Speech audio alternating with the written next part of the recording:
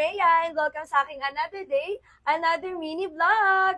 In this video guys, sasamahan niyo ako makapagchismisan sa iba nating mga employees dito kung bakit nga ba mas pinili nilang magtagal pa dito sa La Chica's Curtain. So tara, samahan niyo ako.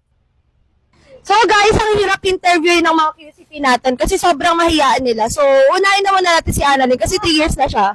Ayan guys. Dali na, interview lang. Dito lang tayo sa pinakagwapo nating QCP guys. Ay, si RB. Dali na. Sasabihin mo lang kung bakit nagtagal. Di ba guys, sobrang ano nila, sobrang hirap nila interviewin. Kaya hirap na hirap ako sa QCP. Na 3 years, di ba? Dali na. Basican mo lang. Salina. Si Kuya John Paul na lang guys. So dito lang tayo kay Kuya John Paul guys. Kasi sobrang hirap talagang interviewin ng mga Frieza na to. Kuya John Paul, mauna ka na. Biglang hindi tumitingin dito guys. Biglang napapatingin sa sakit. Kuya, pinagpapawisan na ako. Wala nina, sobrang basic lang. Ano nga yun? Guys, bababa na lang. Sobrang hirap nilang interviewin. Kuya Glenn, where na you?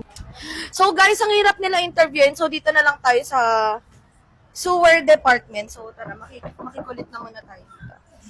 Are you ready guys? Kaway mo na kayo dito. Ayan, dito tayo kay Ate Sandy. Hindi ko alam guys kung sino unahin ko dito, pero dito naman na tayo sa pinakamaganda.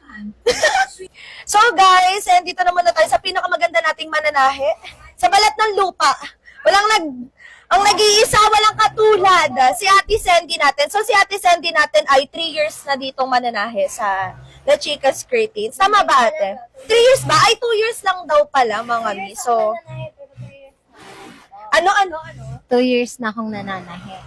Pero, 3 years na ako. 3 years daw. So, ayan guys, interviewin na natin si Ate. Yan. So, Ate Sandy, since 2 years and kinemberlo ka na dito sa La Chica's Curtain. So, anong dahilan? Bakit mas pinili mong magtagal pa dito sa La Chica's Curtain shop? Ang La Chica po kasi is masaya. Sa work, masaya. Tapos, dito po ako nakakuha ng experience. Hindi lang sa pananahe. Si Sir Erwin din po naniwala sa kakayanan ko na kaya ko po. Yun lang. Tambay to sir. Yes, thank you so much, Miss Sandy. Kahit napakahina ng boses mo. So, ang next nating interviewin, guys, ang pinakamayaman nating mananahe dito sa La Chica's, si Ate Ann. So, magpo 4 years na daw, guys, si Ate Ann dito. So, ang question natin kay Ate, bakit mas pinili mo pa pong matagal pa dito sa La Chica's Curtain Shop? Kasi po, dito po sa La Chica Curtains, dito ko po yung nakita yung pinakamagandang trabaho. Kaysa ibang bansa at sa ibang company. Salamat po. Ayan, sobrang nakaka-inspire ang sagot ni Ate Ann. So, dito naman tayo kay Ate Bing. Ayan, si Ate Bing, guys, ilang years ka na dito, Ate Bing? 3 years na. Ayan, so magti 3 years na daw dito si Ate Bing, guys, na mananahe dito sa La Chica. So, ang question ko sa'yo, Ate, bakit mas pinili mo pang magtagal dito sa La Chica's Curtain Shop? Wait lang. Kasi dito, mas maganda yung company na pasukan ko kaysa sa iba. Galing ako sa damit, galing ako sa bag. Pero dito, mas mano ako sa pananahe ng kortina. Dito ko natutunan lahat kung paano manahin ng kortina. At saka yung, dahil sa pananahe ko ito, pagpasok ko araw-araw, kahit medyo malayo, kahit okay, lang sa biyahe, pagod, okay lang. Kasi at least natutulungan ko yung pamilya ko, lalo na yung mama ko na may sakit, na tutulungan ko siya, pagpapagamot, mga anak ko, sa pamilya namin. Yan. Nakakaupa ko ng bahay. Yan. Yun lang. Mabait yung mga amo ko na Thank you, sir, tsaka ma'am, sa pagtanggap sa akin. Na-appreciate ko naman lahat ng tulong nyo rin. Dahil, nagagawa ko lahat, nabibili ko lahat ng gusto ko, lahat ng pangailangan namin ng pamilya ko. Okay lang, thank you. At saka yung mga kasama ko rito, mabait sila sa akin. Marami ako naging kaibigan, ka-close. Lalo na yan, yung seller na yan, ka-close ko talaga yan. Thank you sa mga kaibigan kong mababait. Thank you. So guys, ang next nating interviewin ay si Kuya Alvin Galit natin. And 4 years na siya ditong mananahe sa La Chica's Curtain Shop. So ito si Kuya Alvin natin. So Kuya Alvin, anong mga rason? Bakit?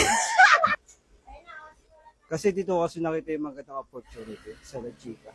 Tsaka yung mga kasama ko, syempre, nag-enjoy ako kasama. Magaling makisama yung mga kasama ko rito. At natuto rin ako maigi ng ano. Di ba tawag doon? Mekaniko. Paggawa ng makina. Tsaka habang tumatagal kasi, yung mga tiyatay kong blackout, mas lalong minamahal ko, lalo na yung blackout. Mas minahal ko pa nga yung blackout kaysa sa asawa ko eh. Ayun lang. Tsaka boss, maraming salamat. Ang masasabi ko sa mga bossing namin, kay Boss Erwin, kaya kay Madam Marete. Mababait, madali matigat. Kaya saludo po ako. So guys, ang last na i-interviewin natin ay si Kuya Baste. So si Kuya Baste natin guys, ang ating manager dito sa La Chicas. Sila yung mga ayun, sila yung nagsiset guys ng mga creatine. So 4 years na dito si Kuya Baste natin. Tama ba Kuya? 4 years na. Magti 3 years pa lang daw si Kuya Baste natin. So Kuya, ang question ko sa'yo, ayun, bakit mas pinili mo pang magtagal pa dito sa La Chicas Creatine? Una-una, dahil masaya ako sa trabaho na binigay sa akin nila Ma'am Maripe at Sir Erwin. At dahil sa trabaho ko dito sa La Chica Importance ay nakakapag-provide na ako para sa mama ko at saka sa kapatid ko minsan at saka para sa sarili ko na din. Yun lang. So, ayun guys, natapos na natin yung pag-interview sa ating mga employees dito na mga matatagal na dito sa La Chicas Curtains. And super, di ba nakita nyo naman, super jolly and masasaya talaga sila dito lahat. And that's it for today's mini vlog guys. And I hope nag-enjoy kayo sa aking mini vlog. And thanks for watching. And abangan nyo na din ang aming mga susunod na mini vlogs. Bye!